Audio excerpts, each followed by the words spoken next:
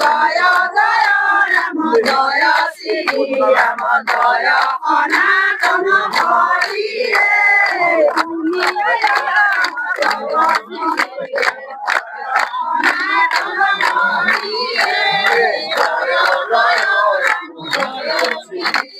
ধন্যবাদ, নমস্কাৰ।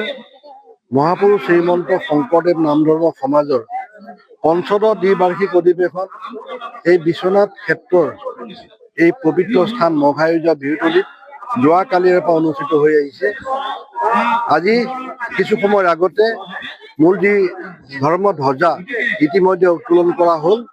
কেন্দ্ৰীয় সমিতিৰ সন্মানীয় সভাপতি মানিক গগৈ বাপ জনাই ধৰ্মধ্বজাৰ মূল ধ্বজাখন উত্তোলন কৰে আৰু এই ক্ষেত্ৰত মই উদযাপন সমিতিৰ সভাপতি হিচাপে স্থানীয় বিধায়ক হিচাপে সকলো ৰাইজৰ সহায় সহযোগিতা বিচাৰিছোঁ।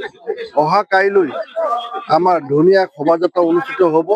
সকলো ৰাইজৰ সহায় সহযোগিতা আশা ৰাখিলোঁ। ধন্যবাদ। আজি প্ৰথমতে মই আপোনালোকৰ সাংবাদিকসকলৰ আমাৰ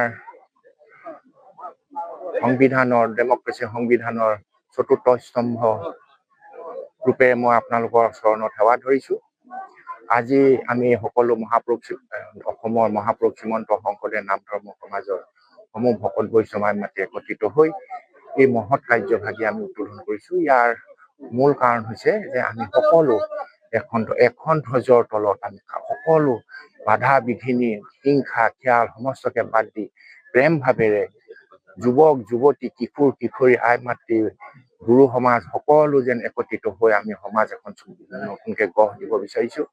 আৰু এই সমাজখন আজিকালি বহু দেখা গৈছে যে মই নকওঁ কথাটো, কিন্তু বহুতে কয় যে যুৱ সমাজটো যেন আজিকালি অকণমান বিপথে যাব ধৰিছে, কিন্তু মই নকওঁ। তথাপিতো যদি কোনোবাই দেখিছে বিপথে যোৱা, তেওঁলোকক আদৰি আনিবৰ কাৰণেও আমাৰ এই ধৰ্মধ্বজা উত্তোলনে প্ৰয়াস কৰিব। আৰু মহাপুৰুষ শ্ৰীমন্ত শংকৰদেৱ নাম ধৰ্ম সমাজে সদায় নতুন প্ৰজন্মক উন্নতি পথত আগবঢ়োৱা, নতুন প্ৰজন্মক আধ্যাত্মিকতা শিক্ষা দিয়াত অগ্ৰাধিকাৰ দিব। জ্যেষ্ঠসকলেতো আধ্যাত্মিক শিক্ষা সকলোৰে আছে, কিন্তু নতুন প্ৰজন্মক আমি যাতে এই বস্তুটো প্ৰবাহটো আমি যে দিব পাৰোঁ, এই শুদ্ধ পথটো যেন আমি তেওঁলোকক দিব পাৰোঁ, তাৰ উপলক্ষে আমি সকলোৱে যত্ন কৰোঁ। প্ৰতি জিলাই যত্ন কৰে আৰু ৰাজ্যিক সমাজেও জিলাই জিলাই গৈ এই কথাবিলাক কয়। আমাৰ যুৱ সমাজ আই মাতৃ সমাজ বেলেগে বেলেগে উপ কমিটিও আছে। গতিকে এই সকলৰ এই ধৰ্মধ্বজাৰ যোগেদি সমূহ ভকত বৈষ্ণৱ অকল মহাপুৰুষ শ্ৰীমন্ত শংকৰদেৱ নাম ধৰ্ম সমাজ বুলি নহয়, সমস্ত অসমত যিমান জাতি ধৰ্ম নিৰ্বিশেষে যিমান লোক আছে সকলোৱে চৰণত আমি সেৱা লৈছোঁ। সকলোৱে যেন একত্ৰিত হওক। অসমখন তথা আমাৰ ভাৰতবৰ্ষৰ দেশখন যেন পৃথিৱীৰ ভিতৰতে এখন অগ্ৰণুৱা এখন দেশ আৰু ৰাজ্য কৰি তোলে। এই আমাৰ চৰণত আমি আজি সেৱা ধৰিছোঁ।